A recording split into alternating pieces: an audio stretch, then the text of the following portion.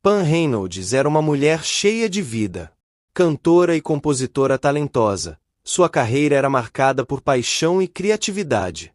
Ela vivia em Atlanta, nos Estados Unidos, e tinha uma rotina ativa, dividindo seu tempo entre a música e a família. No entanto, tudo mudou quando começou a perceber sintomas estranhos e preocupantes. A princípio, foram apenas pequenos lapsos de memória e uma sensação de fadiga incomum. Mas com o tempo, os sinais se tornaram mais alarmantes. Pan começou a ter episódios de tontura intensa, acompanhados por uma dificuldade repentina em falar. Em alguns momentos, sentia como se seu corpo não respondesse corretamente aos seus comandos, como se estivesse sendo lentamente desligado. Preocupada, procurou um médico, e após exames iniciais, foi encaminhada a um neurologista. O que veio a seguir foi um choque avassalador. O diagnóstico chocante. Os exames revelaram um aneurisma cerebral gigante localizado na base do seu cérebro, especificamente na artéria basilar.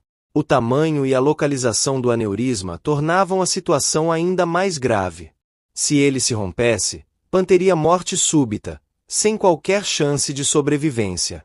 Os médicos foram diretos. A única chance de sobrevivência era uma cirurgia altamente arriscada e inovadora. No entanto, a complexidade do procedimento tornava a decisão ainda mais difícil. Devido à localização do aneurisma, uma cirurgia tradicional poderia causar danos cerebrais irreversíveis ou até matá-la durante o processo. A única alternativa era um método radical chamado hipotermia profunda com parada cardíaca, um procedimento extremamente raro e arriscado. A escolha entre a vida e a morte. O neurocirurgião responsável pelo caso, Dr. Robert Spetzler, explicou o procedimento detalhadamente. Pan teria seu corpo resfriado até cerca de 15 graus Celsius, reduzindo drasticamente sua atividade metabólica. Seu coração seria desligado, e seu sangue completamente drenado do cérebro para evitar sangramentos durante a cirurgia. Durante esse período, seu cérebro não teria qualquer atividade mensurável. Em outras palavras, Pan estaria clinicamente morta. Se tudo corresse bem, os médicos poderiam corrigir o aneurisma e, depois, trazer Pan de volta à vida. No entanto, os riscos eram imensos. Qualquer erro poderia resultar em sequelas irreversíveis, estado vegetativo ou morte definitiva. Diante dessa informação, Pan se viu diante de uma das decisões mais difíceis de sua vida. De um lado, havia a possibilidade de morrer sem tentar. Do outro, a chance de sobreviver, mas correndo o risco de nunca mais ser a mesma. Após muita reflexão e conversas com a família, Pan tomou sua decisão. Ela escolheria lutar. Escolheria a cirurgia. Escolheria a vida. Sem saber, estava prestes a viver uma experiência que desafiaria tudo que a ciência entendia sobre a consciência humana. O dia da cirurgia chegou. Era uma manhã fria no Hospital Barrow Neurological Institute, no Arizona. Pan Reynolds estava deitada em uma maca, rodeada por uma equipe médica altamente especializada. O ambiente era meticulosamente preparado para um dos procedimentos mais complexos e delicados já realizados. Apesar do medo, Pan tentou manter a calma. Ela sabia que não havia outra opção. Essa era sua única chance de sobreviver. Antes de ser anestesiada, segurou a mão de um dos enfermeiros e, com um sorriso nervoso, sussurrou: "Por favor, me tragam de volta." Com isso, os anestesistas iniciaram o processo. Pouco a pouco, Pan sentiu seu corpo relaxar, sua mente se apagar e sua consciência desaparecer. A cirurgia exigia um conjunto de etapas meticulosas para garantir que Pan pudesse ser mantida nesse estado sem danos permanentes. O primeiro passo foi reduzir sua temperatura corporal para cerca de 15 graus Celsius.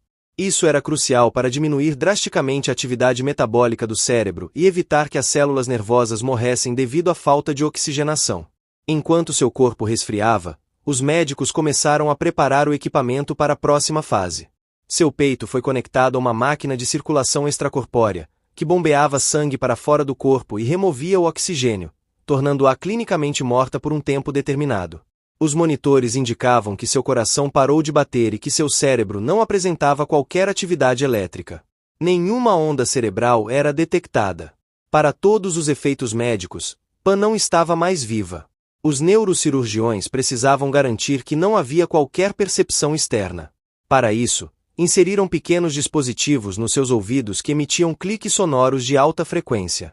Se o cérebro de Pan estivesse ativo, os eletrodos registrariam alguma resposta auditiva. No entanto, não havia nenhuma reação. Com Pan totalmente inconsciente e sem qualquer atividade cerebral mensurável, os cirurgiões começaram a operação. Primeiro, fizeram uma incisão no couro cabeludo e abriram o crânio usando uma serra especial. A equipe se movia com precisão e cautela, pois qualquer erro poderia ser fatal. O silêncio na sala era absoluto, interrompido apenas pelo som dos equipamentos médicos e pelas trocas de informações entre os cirurgiões. Para eles, essa era apenas mais uma cirurgia complexa. Mas para Pan, algo extraordinário estava prestes a acontecer. Algo inexplicável acontece. Enquanto seu corpo jazia imóvel na mesa de cirurgia, Pan experimentava algo completamente fora da compreensão humana. Ela sentiu como se estivesse flutuando para fora do próprio corpo e, de repente, percebeu que estava olhando para si mesma de cima. Ela podia ver a equipe médica trabalhando em sua cabeça, os instrumentos cirúrgicos ao seu redor e até os movimentos precisos das mãos dos cirurgiões. Mesmo sem olhos abertos, ela enxergava tudo com clareza absoluta. Algo ainda mais perturbador aconteceu. Pan conseguiu ouvir as conversas dos médicos. Em um momento, ouviu um dos cirurgiões dizer algo sobre suas veias serem muito finas, o que dificultava a cirurgia. Ela não sabia, mas esse era apenas o começo de uma experiência que mudaria sua vida para sempre. Pan Reynolds não sabia onde estava. A última coisa de que se lembrava era estar deitada na mesa de cirurgia, rodeada por médicos. Mas, de repente, sua percepção mudou. Sentiu-se leve, como se estivesse flutuando no ar, sem qualquer dor ou medo. Quando olhou ao redor, percebeu algo chocante. Estava acima de seu próprio corpo. Ela via tudo de uma perspectiva elevada, como se estivesse suspensa no teto da sala de cirurgia. Abaixo dela, a equipe médica trabalhava intensamente. Podia ver seu próprio corpo deitado na mesa, os fios conectados a seu peito, os aparelhos piscando e os cirurgiões manuseando instrumentos cirúrgicos ao redor de sua cabeça aberta. Mas, o mais surpreendente, era que ela não apenas via a cena, ela ouvia tudo o que os médicos diziam. Pan percebeu que os médicos estavam usando uma serra especial para abrir seu crânio. Ela descreveu mais tarde que o instrumento parecia uma escova de dentes elétrica, com um som característico de vibração. Ela viu o momento exato em que os cirurgiões cortaram seu osso craniano e retiraram uma pequena parte para expor o cérebro. Em certo ponto da operação, ouviu um dos médicos dizer: "As veias dela são muito finas. Vai ser difícil." Pan não entendia exatamente o que aquilo significava, mas registrou claramente a frase. Essa percepção era impossível. Seu cérebro estava sem atividade mensurável. Seus olhos estavam fechados e cobertos. Além disso, os médicos haviam inserido pequenos alto-falantes dentro de seus ouvidos, emitindo sons de alta frequência para monitorar sua atividade cerebral. Ela não poderia ouvir absolutamente nada, e muito menos ver. Mas, ainda assim, ela estava lá, consciente, observando tudo. Então, algo mudou. Pan sentiu uma força poderosa puxando para cima. Ela se afastou da cena da cirurgia e foi transportada para um espaço escuro e infinito. A princípio, sentiu medo, mas logo percebeu um túnel de luz brilhante se abrindo à sua frente. A luz era intensamente branca, mas não doía seus olhos. Pelo contrário, ela emanava uma sensação de paz absoluta, uma tranquilidade que Pan nunca havia sentido antes. À medida que avançava, percebeu que não estava sozinha. Pan encontrou-se cercada por seres que pareciam feitos de luz. Entre eles, reconheceu familiares que haviam falecido há muito tempo. Sua avó estava lá, sorrindo para ela com um olhar acolhedor. Sentiu um amor indescritível, como se estivesse voltando para um lar que sempre conheceu, mas havia esquecido.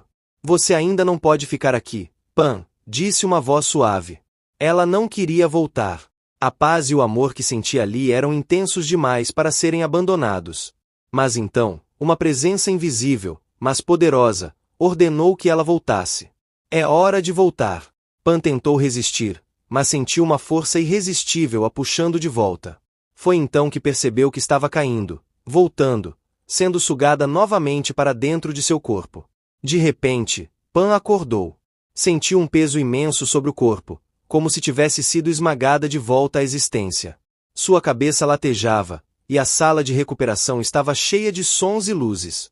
Ela estava viva. Mas algo havia mudado.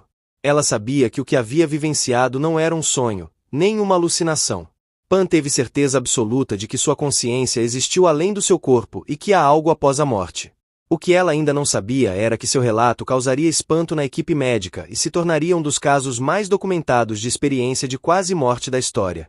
Pan Reynolds despertou lentamente.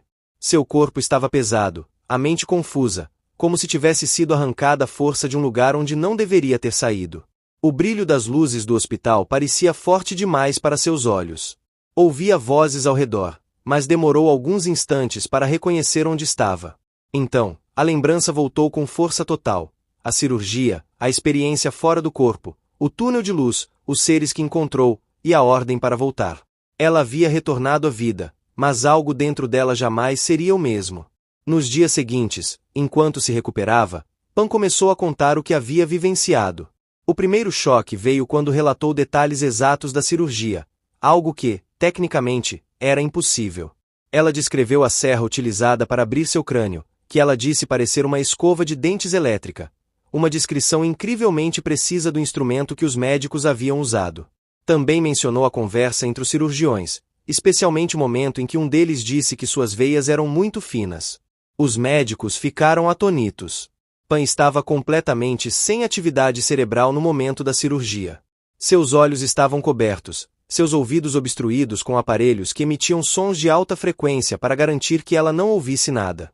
Não havia nenhuma possibilidade, segundo a medicina, de que ela tivesse percebido qualquer coisa do que acontecia naquela sala. E, ainda assim, ela sabia. À medida que Pan compartilhava mais detalhes de sua experiência, a ciência não conseguia dar uma explicação satisfatória. Seria um resquício de consciência do cérebro? Uma alucinação criada pela anestesia? Mas se fosse apenas isso, como ela teria descrito detalhes reais e verificáveis do procedimento?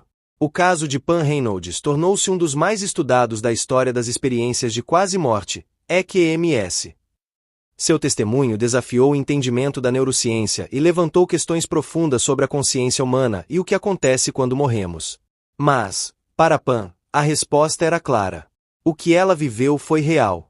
Depois da cirurgia, Pan voltou a viver sua vida, mas algo havia mudado profundamente dentro dela.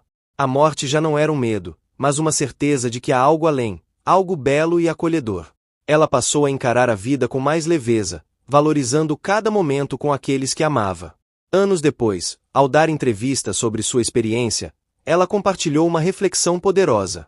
O que eu aprendi é que a morte não é o fim. A consciência continua.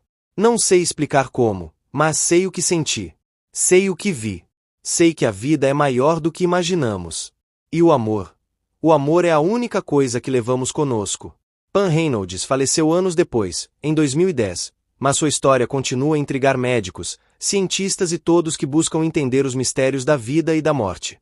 Seu testemunho se tornou um símbolo de esperança, uma prova de que talvez, apenas talvez, nossa jornada não termine aqui. Isso foi tudo por hoje aqui no canal.